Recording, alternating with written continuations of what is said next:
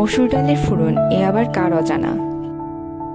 মসুর ডালগুলোকে ভালো করে ধুয়ে একটা কাঁচামরিচ সমেত কিছুটা লবণ দিয়ে আমি সিদ্ধ বসিয়ে দিয়েছিলাম।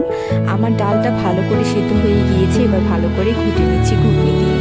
তারপর যখন একটু ভালো করে ঘোটা হয়ে গিয়েছে, এখানে আমি দিয়ে দিয়েছি হলুদের গুঁড়া। এবার ভালো করে হলুদের গুঁড়া সহ পুরো ডালটাকে ভালো করে ঘুটে নিচ্ছি।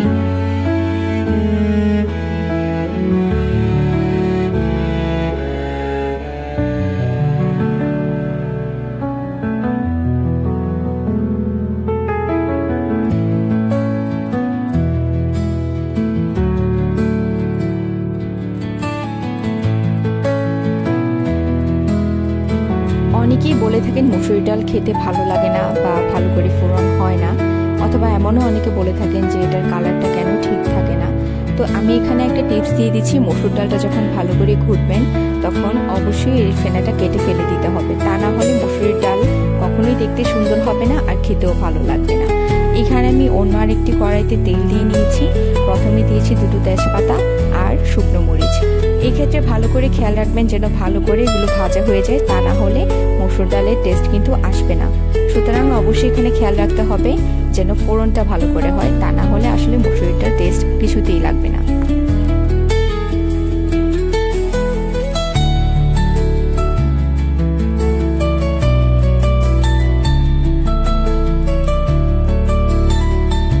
এবার অন্য একটি টিপস দিচ্ছি, এখানে আমি পেঁয়াজ দিয়েছি ফোড়ন হিসেবে।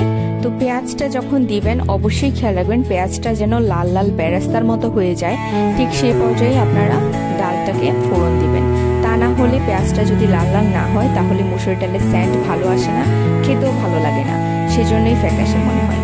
সুতরাং মূল টিপস হচ্ছে এটাই, ফোড়নটা যেন খুব ভালো করে ভাজা হয়ে যায় সেটা আপনাদের খেয়াল রাখতে হবে, তা না হলে কিছুতেই মসুর ডাল খেতে ভালো লাগবে না।